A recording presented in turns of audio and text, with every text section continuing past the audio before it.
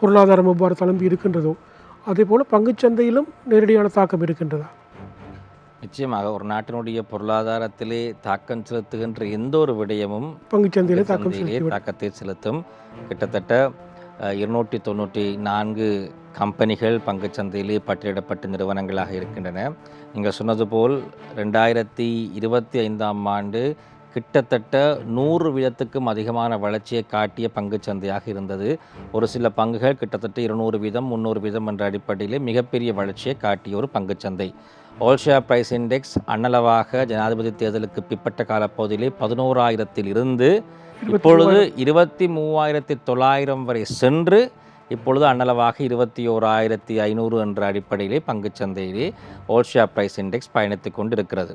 ஆகவே நீண்ட தூரம் கடந்த 1.5 வருடத்துக்குள்ளே நாங்கள் பயணித்து விட்டோம். ஆகவே பங்குச்சந்தை குறுகிய காலத்திலே நீண்ட தூரம் பயணித்து விட்டோம். ஆகவே எப்பொழுதுமே பங்குச்சந்தை எங்களுக்கு வரப்பிரசாதத்தை கொடுத்து கொண்டே இருக்கும் என்ற அடிப்படையிலே பங்குச்சந்தைக்குள்ளே யாரும் முதலீடு செய்ய வர முடியாது. ஏதோ ஒரு கட்டத்திலே நாட்டிலே ஏற்படக்கூடிய சில பிரச்சனைகளுக்கு ஏற்ற அடிப்படையில் பங்குச்சந்தையிலும் ஒரு தளம்பல் ஏற்படும். பிப்ரவரி மாதம் 28ஆம் தேதி இந்த யுத்தம் பிரகடனப்படுத்தப்பட்டது.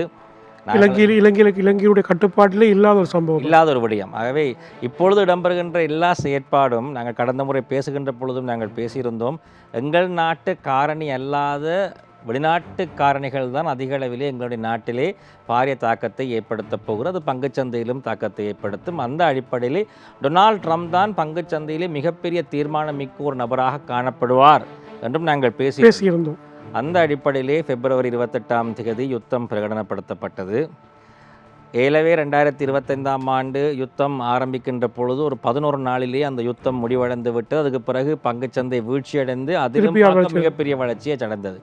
அதே போல் எதிர்பார்ப்பு தான் எங்களுக்கு இந்த முறையும் இருந்தது. யுத்தகம் பிரகடனப்படுத்தது. ஒரு வாரத்தில் முடிந்துவிடும், 2 வாரத்திலே முடிந்துவிடும். பலமுறை அவர் முடித்து விடுவோம் என்று சொன்னார்.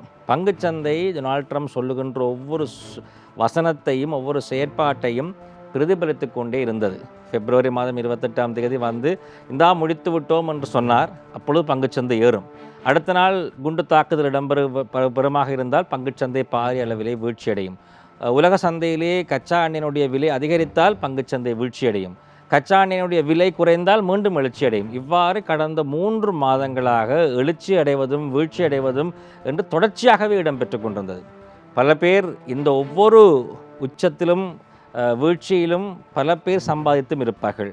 அதாவது வியாபாரம் செய்பவர்கள், ட்ரேடிங் செய்பவர்கள் இந்த ஒவ்வொரு எல்லைகளிலும் அதிகமாக பணம் சம்பாதித்திருப்பார்கள். விற்று வாங்கக்கூடிய ஒரு வாய்ப்பு அவர்களுக்கு இருந்தது. பல பேருக்கு இது பிடிக்கும். இவ்வாறான ஒரு ட்ரெண்ட் பிடிக்கும்.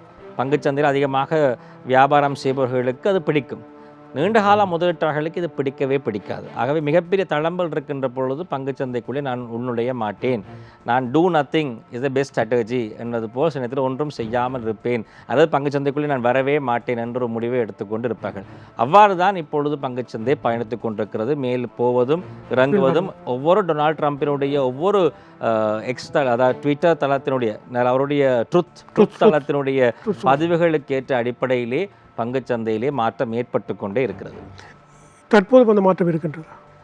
நேற்றைய தினம் பாரிய அளவிலே பங்குச்சந்தை வீழ்ச்சியடைந்தது. இந்த வாரம் அதாவது திங்களிலிருந்து வெள்ளி வரை கிட்டத்தட்ட அண்ணளவாக 3% பங்குச்சந்தை வீழ்ச்சியடைந்து விட்டது.